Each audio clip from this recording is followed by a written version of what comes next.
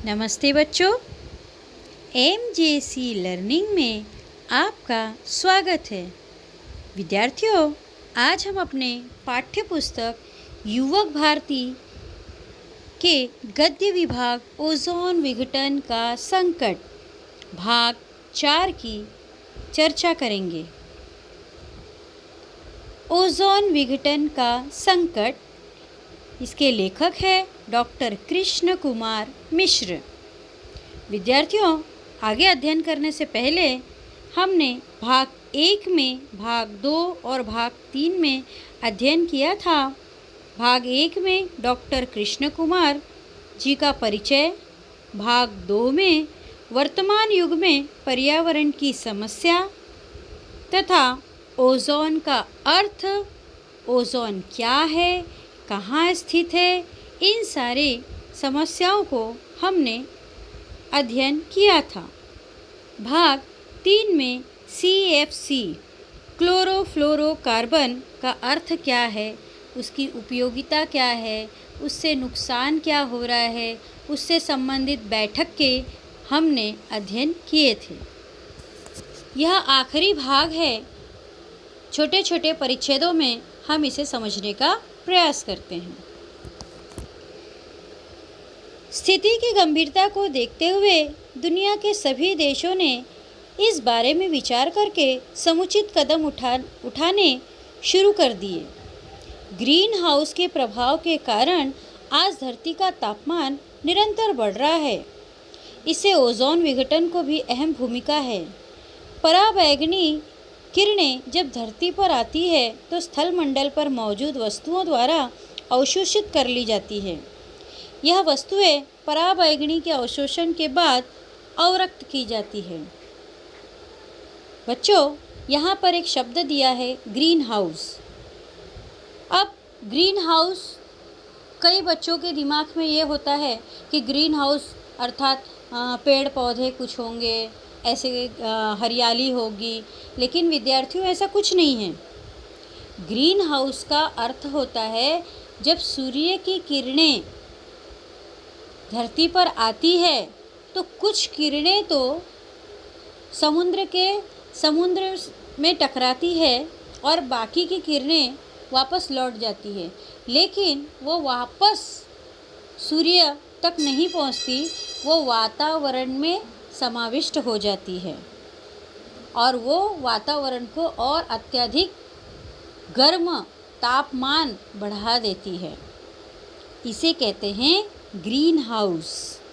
देखिए, यहाँ पर चित्र में दिया है कि सूर्य से निकलने वाली जो किरणें होती है जब धरती पर आती है तो कुछ प्रमाण में वह फिर से वापस चली जाती है।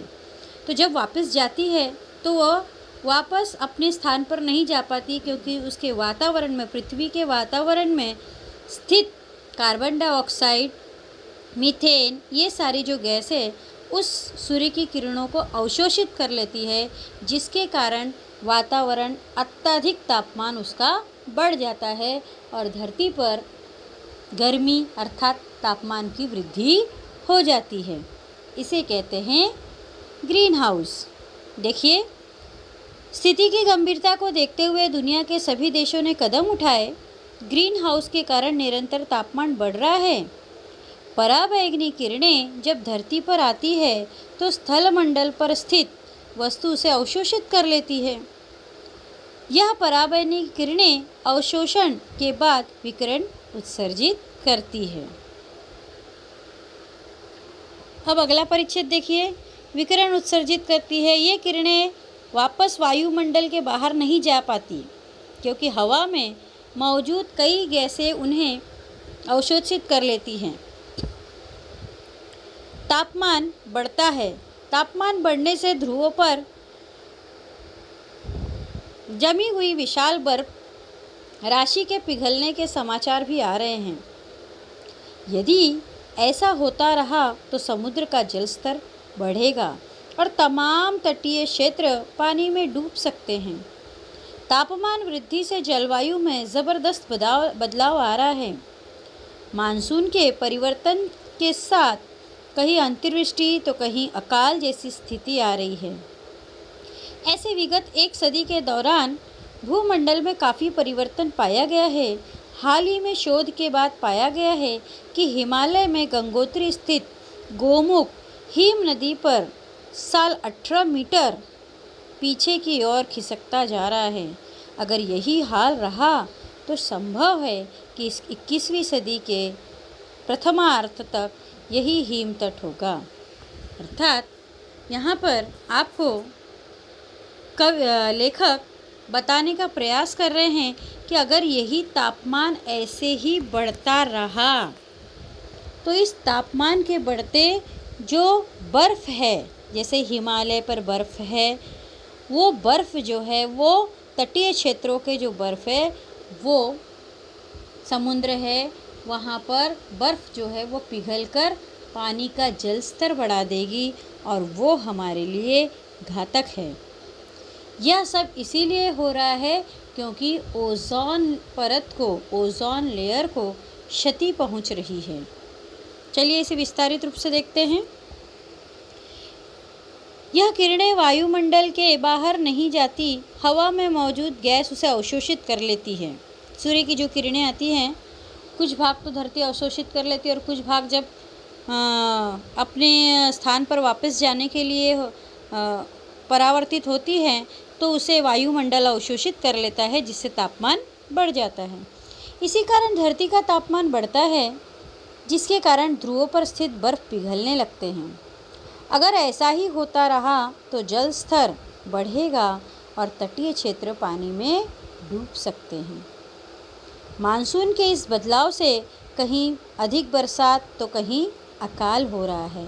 आपने भी देखा है कि आजकल जहाँ बरसात होनी चाहिए वहाँ सूखा पड़ रहा है और जहाँ पर गर्मी का मौसम होना चाहिए वहाँ ठंडी हो रही है, जहाँ ठंडी का मौसम होना चाहिए वहाँ बरसात हो रही है। ऐसा यह परिवर्तन पर्यावरण में इस ओज़ोन परत की क्षति के कारण ही वातावरण में यह परिवर्तन दिखाई दे रहा है। अगला परिच्छेद देखिए, आखिरी परिच्छेद है ये इस पाठ का। हिमालय के दूसरे हिम नदी भी गलकर समाप्त हो जाए, ऐसे में उत्तर भारत में बहने वाली नदियों का अस्तित्व मिट जाएगा और मैदानों की उपजाऊ भूमि ऊसर में बदल जाने की कोई रोक नहीं सकता। ऊसर अर्थात बंजर जमीन। अगर समय रहते स्थिति पर काबू नहीं पाया गया तो इसके गंभीर परिणामों से इनकार नहीं किया जा सकता। ओज़ोन विघटन के व्यापक दुष्प्रभावों के चलते इंसानी सभ्यता संकटापन्न है। ज़रूरत है कि फ़ौरन उससे निपटने के लिए कदम उठाए जाए, अन्यथा कल तक तो बहुत देर हो जाएगी। इस ओज़ोन लेयर को क्षति पहुंचने पे हमको बचाना होगा। ओज़ोन की परत को अगर हम सुरक्षित रखेंगे तो हम सुरक्षित रह सकते हैं, नहीं तो इसका गंभीर परिणाम हमको भविष्य में देखना पड़ेगा। यही हाल अगर रहा तो 21वीं सदी में हिम नदी तथा हिमालय गल कर समाप्त हो जाएगा। ऐसे में उत्तर भारत के बहने वाली नदियों का अस्तित्व ही मिट जाएगा। जहाँ भूमि सूखे भूमि में परिवर्तित हो जाएगी, जो उपजाऊ भूमि है वो सूखी भूमि बन जाएगी। अगर पराबैंगनी किरणों को धरती पर आने से रोकने के उपाय नहीं किए गए तो उसका परिणाम बहुत ही गंभीर होगा। ये लेखक इस पाठ के माध्यम से हमको चेतावनी देना चाहते हैं, समझाना चाहते हैं हम भावी नागरिकों को कि पर्यावरण की रक्षा करना अत्यावश्यक है। इस पाठ का उद्देश्य है ओज़ोन विघटन के दुष्प्रभाव के चलते इंसानी सभ्यता संकट में होगी। ज़रूरत है कि फ़ौरन उससे निपटने के लिए ठोस कदम उठाए जाए, नहीं तो भविष्य में बहुत देर हो जाएगी। विद्यार्थियों, इस तरह से डॉक्टर कृष्ण कुमार जी ने इस पाठ के माध्यम से पर्यावरण प्रदूषण में ओज़ोन परत भी एक समस्या है और ये एक गहरी समस्या है, ये आप तक पहुंचाने का उन्होंने बहुत ही मुश्किल प्रयास आसान तरीके से आप तक पहुंचाने का इन्होंने बीड़ा उठाया था, जो कि इस पाठ्य के माध्यम से आपको समझना आसान हुआ है। तो देखिए, इस पाठ का उद्देश्य क्या था। इस पाठ का उद्देश्य पृथ्वी को बचाना है पराबैंगनी किरणों से, जो कि ओजोन परत की सुरक्षा से संभव हो सकता है। पर्यावरण बचाइए, जीवन खुशहाल बनाइए, सुरक्षित बनाइए। इस पाठ में आए गए कुछ शब्दार्थ कठिन शब्द दिए हैं। सामरिक, युद्ध से संबंधित। ये शब्द कब आए थे विद्यार्थी? जब कहा गया था कि आगे जाकर पानी के नाम पर शीत युद्ध होगा, ना कि सामरिक युद्ध होगा, ना ही राजनीतिक युद्ध होगा। तो वो सामरिक अथवा युद्ध से संबंधित नाम है।